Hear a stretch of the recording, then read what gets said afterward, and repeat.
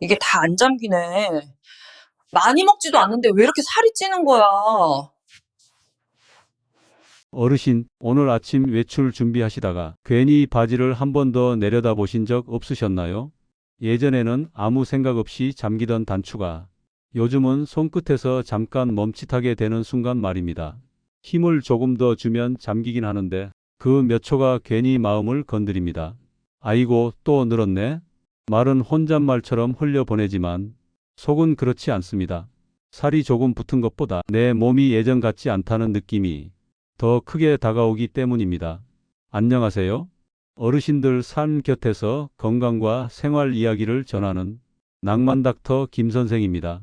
오늘은 많은 어르신들이 겉으로는 웃으며 넘기지만 혼자 있을 때는 꼭 한 번쯤 떠올려 보셨을 뱃살 이야기를 해보려 합니다.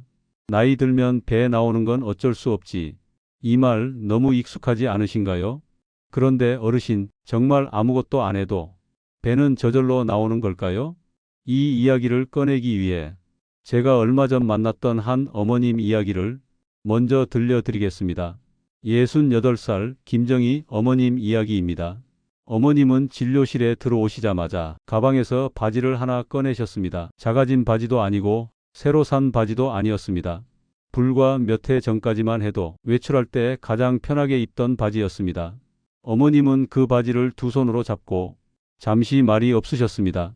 그러다 조용히 이렇게 말씀하셨습니다. 선생님, 이 바지가요. 요즘은 오래 못 입겠어요. 얼마 전 딸과 함께 장을 보러 나가셨다고 합니다. 집을 나설 때만 해도 괜찮았는데 1시간쯤 지나자 허리가 점점 답답해지고 숨을 쉴 때마다 배가 눌리는 느낌이 들었다고 하셨습니다. 괜히 신경이 쓰여 걸음도 빨라지고 말수도 줄어들었다고 합니다. 딸이 엄마 어디 불편해? 하고 물었지만 괜히 민망해서 아니야 하고 웃어 넘기셨다고요. 집에 돌아와 혼자 거울 앞에 섰을 때 어머님 마음이 덜컥 내려앉았다고 하셨습니다. 아, 내가 이렇게 됐구나. 살이 조금 붙은 게 아니라 이제는 몸이 예전 같지 않다는 사실이 그제야 실감이 났다고요. 어르신, 이 순간이 왜 이렇게 서운한지 아십니까? 많이 먹어서 찐 게 아니라는 걸 본인 스스로 알고 있기 때문입니다. 조심해서 살았고 남들보다 더 참아왔고 나름대로 노력해 왔는데 몸은 그 마음을 그대로 따라주지 않는 것 같을 때 사람은 더 힘이 빠집니다. 김정희 어머님은 정말 조심하며 사신 분이었습니다. 아침은 원래 속이 불편해서 잘 못 드셨고 그래서 점심과 저녁을 더 조심하셨습니다. 밥은 늘 반 공기, 기름진 음식은 거의 안 드셨고 나물도 담백하게 드셨습니다.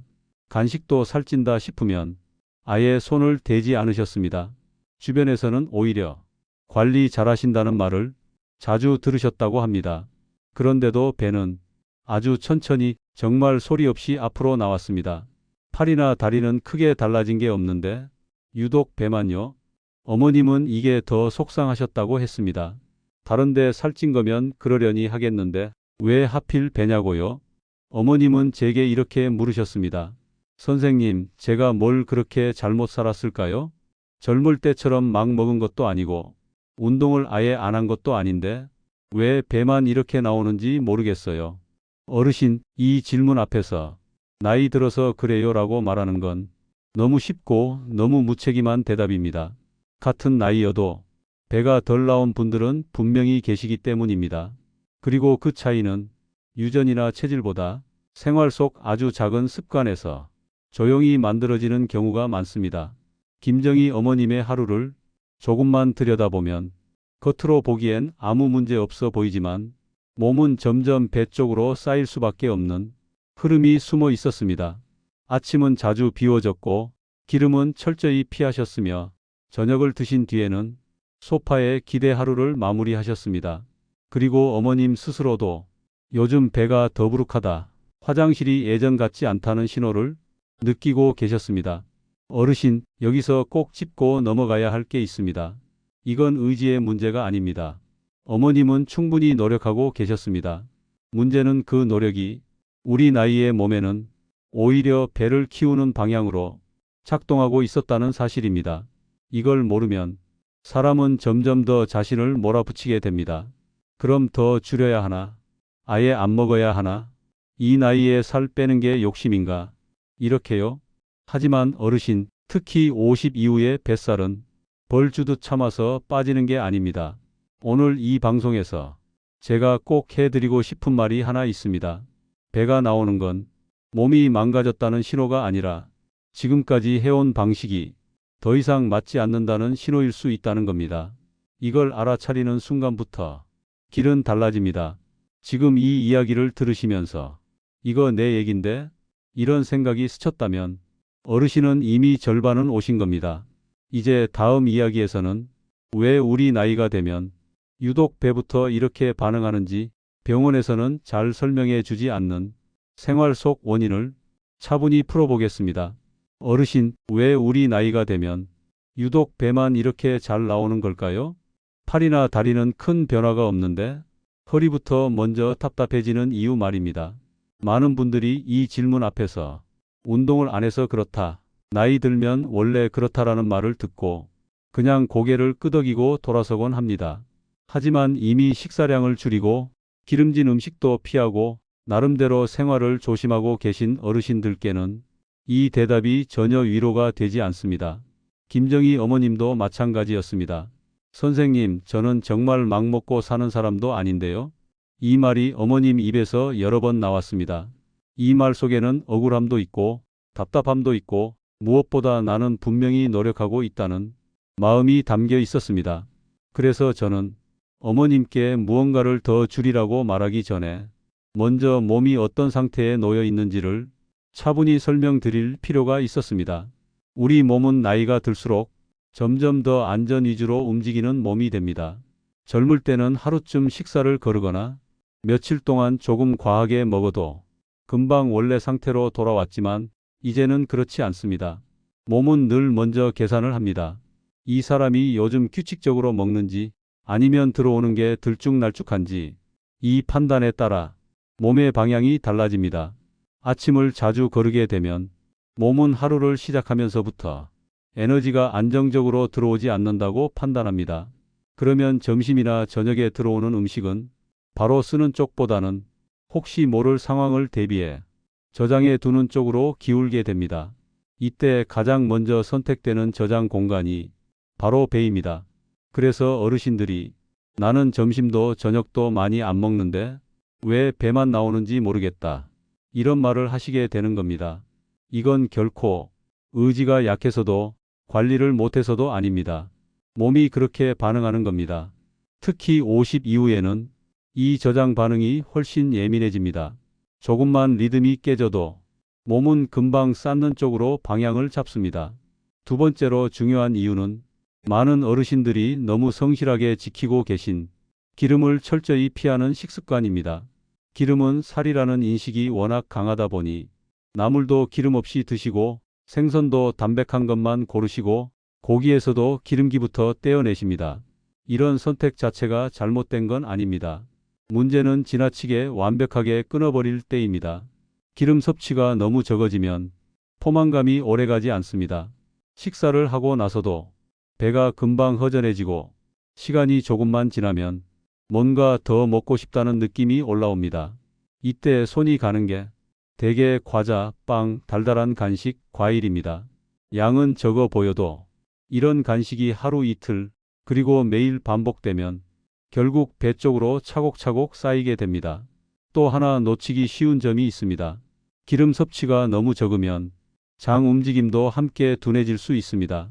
변이 딱딱해지고 화장실 가는 게 시원치 않으면 배 안이 늘 답답한 상태가 됩니다.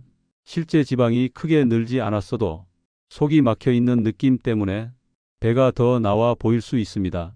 어르신들이 살은 그대로인 것 같은데 배만 불룩하다고 느끼실 때 이장 상태가 겹쳐 있는 경우가 생각보다 훨씬 많습니다. 김정희 어머님도 요즘 배가 더부룩한 날이 많다, 화장실이 예전 같지 않다는 말을 자주 하셨습니다. 이건 몸이 보내는 아주 중요한 신호입니다. 배에 살이 붙기 전에 먼저 장과 리듬이 흔들리고 있다는 뜻이기 때문입니다. 세 번째 이유는 저녁 이후의 생활 리듬입니다. 저녁은 하루 중 자연스럽게 활동량이 줄어드는 시간입니다. 그런데 저녁을 드신 뒤 바로 소파에 기대거나 움직임 없이 TV를 보다 그대로 잠이 드는 습관이 매일 반복되면 몸은 남은 에너지를 사용하기보다 저장하려고 합니다. 특히 저녁에 먹은 음식은 낮에 먹은 음식보다 배로 가기 쉬운 환경에 놓이게 됩니다. 대사가 느려진 시간대이기 때문입니다. 그래서 어르신들 중에는 아침, 점심은 괜찮은데 저녁만 지나면 배가 더 나오는 느낌을 자주 느끼시는 분들도 계십니다.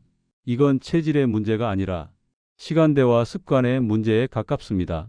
이 세 가지, 아침이 자주 비워지고 기름을 지나치게 피하고 저녁 이후 움직임이 거의 없는 생활이 함께 겹치면 몸은 점점 쌓는 쪽으로 굳어집니다. 이렇게 되면 아무리 먹는 양을 줄여도 배는 쉽게 줄지 않습니다. 오히려 왜 이렇게 안 빠지지라는 답답함만 커지게 됩니다. 그래서 저는 김정희 어머님께 체중계 숫자부터 보지 말자고 말씀드렸습니다. 몇 킬로를 빼야 한다. 허리둘레가 몇 센티 줄어야 한다. 이런 목표부터 세우면 몸은 더 긴장하고 버팁니다. 대신 몸의 리듬을 먼저 풀어주자고 했습니다. 몸이 저장을 멈추기 시작하면 그 다음에야 눈에 보이는 변화가 천천히 따라오기 때문입니다. 어르신, 여기까지 들으시면서 아, 내가 딱 이렇네? 이런 생각이 드셨다면 지금 느끼신 그 깨달음이 가장 중요한 지점입니다. 이제부터는 뭘 더 참아야 할지를 고민하기보다 어디를 조금 느슨하게 바꿔야 할지를 생각하셔야 합니다. 다음 이야기에서는 오늘부터 바로 실천할 수 있는 방법을 억지 없이 부담 없이 차분히 풀어드리겠습니다. 어르신, 이제부터는 그렇구나 하고 고개를 끄덕이는 데서 멈추지 않고 오늘부터 무엇을 바꿀지 이야기해 볼 차례입니다. 여기서 가장 중요한 건 결심을 크게 하는 게 아닙니다.